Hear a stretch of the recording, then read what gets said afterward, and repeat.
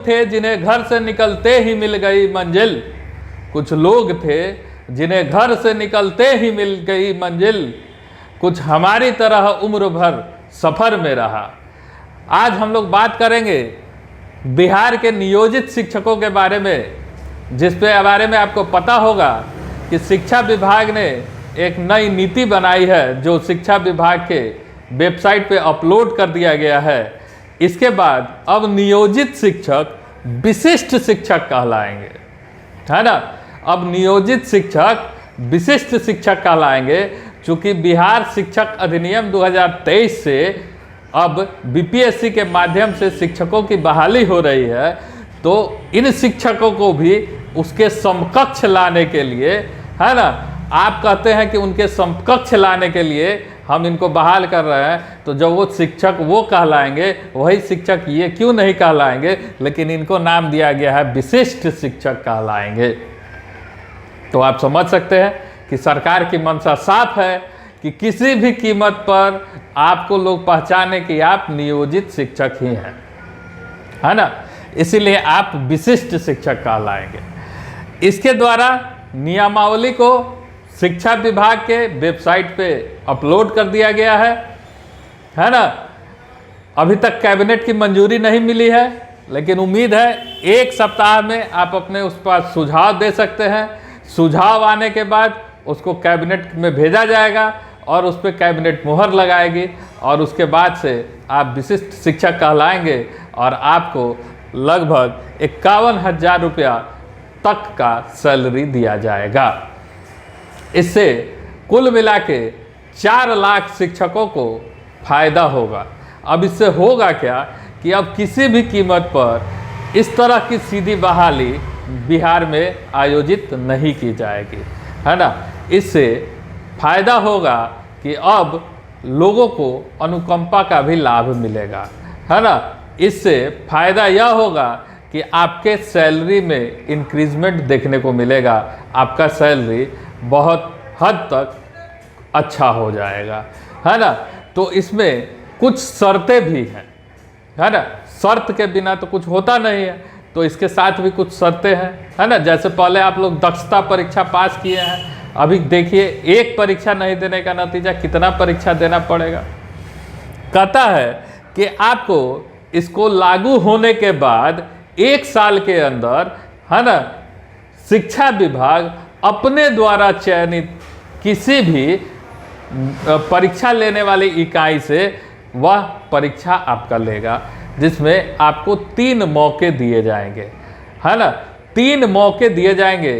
तीनों मौक़ों में किसी एक में आपको पास करना अनिवार्य है। अगर तीसरे मौके में आप पास नहीं करते हैं तो आपको सेवा से विमुक्त कर दिया जाएगा, मतलब आपकी नौकरी समाप्त कर दी जाएगी, आपका सेवा समाप्त कर दिया जाएगा। असफल रहे तो सेवा समाप्त हो जाएगा, मतलब तीसरी बार अगर आप असफल रहते हैं तो आपके सेवा को समाप्त कर दिया जाएगा। इसीलिए आपको शुरू में ही हमने एक शायरी सुनाया था कि कुछ वो लोग थे जिनको घर से निकलते ही मिल गई मंजिल, और कुछ हमारे जैसे हैं जो उम्र भर चलते रहे, मतलब उम्र भर हमको परीक्षा देना ही देना है। कितना परीक्षा देना है अभी इसका गारंटी नहीं है, फिर अगला बार कहीं कोई नया नियमावली बनेगा, फिर उसके अनुसार भी आपको परीक्षा देना पड़ेगा, है ना। तो इससे बेहतर था कि शुरू में ही परीक्षा ले लेते, है ना। अब जो लोग रिटायर करने वाले हैं वो लोग भी परीक्षा देंगे, है ना। सब कोई को परीक्षा देना है, परीक्षा के बिना कोई इच्छा पूर्ण नहीं होने वाली है। खैर चलिए, पहले प्राथमिक में जिनको नियोजित शिक्षक कहते थे, है ना, अब विशिष्ट शिक्षक कहलाएंगे। तो नियोजित शिक्षक का वेतनमान 21,900 था, डीए 8942 रुपया, एचआरए 1703 रुपया, सीटीसी 2130 रुपया और मेडिकल के लिए 1000 रुपया मिलता था। मतलब कुल मिला के उनको 35,064 रुपया का वेतन मिलता था। लेकिन जब आप परीक्षा पास कर जाएंगे, विशिष्ट शिक्षक बन जाएंगे, तब आपका वेतनमान 25,000 रुपया, डीए 10,500, एचआरए 2,000, सीटीए 3130 रुपया, मेडिकल 1000 और कुल मिला के आपको 40,630 रुपया प्राप्त होगा। ठीक है। साथ ही साथ आप राज्य कर्मी भी कहलाएंगे, है ना। आपको राज्य कर्मी का दर्जा दिया जाएगा, है ना। अभी तक नहीं मिला है, अभी यह कैबिनेट में पास होगा, उसके बाद आपको राज्य कर्मी का दर्जा दिया जाएगा। और राज्य कर्मी को मिलने वाली सारी सुविधाएं भी आपको उपलब्ध होंगी। मध्य विद्यालय में नियोजित शिक्षकों को 22,480 रुपया वर्तमान में मिलता है वेतनमान, DA 9941 रुपया, HRA 1798 रुपया, CTA 3130 रुपया, मेडिकल 1000 और कुल मिला के 36,849 रुपया बनता है। लेकिन जब आप बार बार बोले परीक्षा दे के विशिष्ट शिक्षक हो जाएंगे, तब आपको नया वेतनमान 28,000 रुपया, DA 11,760 रुपया, HRA 2240 रुपया, CTA 2130 रुपया, मेडिकल 1000 रुपया, मतलब कुल मिला के 45,130 रुपया आपको दिया जाएगा। माध्यमिक में नियोजित शिक्षकों को वर्तमान में 22,480 रुपया वेतनमान, DA 9,941 रुपया, HRA 1,798 रुपया, CTA 2,130 रुपया, मेडिकल 1,000 रुपया और कुल मिला के 36,849 रुपया मिलता था। लेकिन जब आप विशिष्ट शिक्षक हो जाएंगे, होने की शर्त है कि परीक्षा पास करना है, विशिष्ट शिक्षक हो जाएंगे तो 31,000 रुपया आपका वेतनमान, 13,020 रुपया आपका DA, 2,240 रुपया आपका HRA, 2,130 रुपया आपका CTA, 1,000 रुपया आपका मेडिकल और कुल मिला के 49,630 रुपया आपका वेतन बनेगा।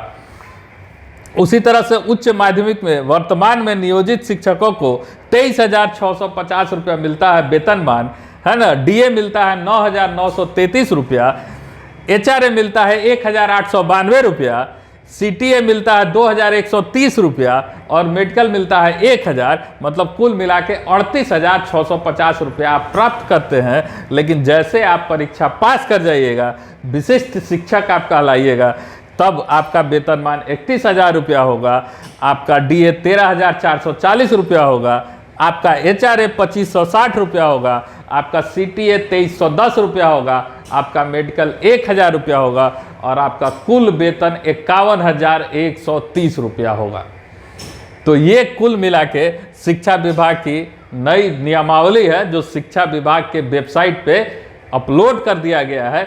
अगर आपको इसमें किसी तरह का विचार देना है तो कुछ ईमेल आईडीज दिया हुआ है, उस पर आप अपना मेल कर सकते हैं और अपने विचार को रख सकते हैं, या यूँ कहें कि आपकी कोई आपत्ति है तो आप अपने आपत्ति को दर्ज करा सकते हैं। तो यह कुल मिला के जो नया शिक्षा नियमावली आया है नियोजित शिक्षकों के लिए, जिससे उनको इस नियमावली के बाद जिससे उनको बहुत सारी सुविधाएं बढ़ जाएंगी, राज्यकर्मी का दर्जा मिल जाएगा, वेतनमान सुधर जाएगा और आप विशिष्ट शिक्षक कहलाएंगे। तो इसका लबोलुआब कुछ इसी तरीका का है जो अभी तक कैबिनेट में पास नहीं हुआ है। कैबिनेट में पास होने के बाद यह आपके लिए प्रभावी होगा, जिसकी मूल बात यह है कि आपको 1 साल के अंदर परीक्षा पास करना होगा। 3 एग्जाम होंगे, 3 परीक्षाएं आयोजित की जाएगी। अगर आप तीसरे परीक्षा में मतलब आखिरी वाले में भी पास नहीं करते हैं तो आपको सेवा से विमुक्त कर दिया जाएगा। तो यही कुल मिला के शिक्षा विभाग की नई नियमावली विशिष्ट शिक्षक बनने के लिए है। उम्मीद है आपको जानकारी पसंद आई होगी। अगर जानकारी पसंद आई तो लाइक करें, कमेंट करें, दोस्तों के बीच शेयर करें और हमारे चैनल को सब्सक्राइब करें। धन्यवाद।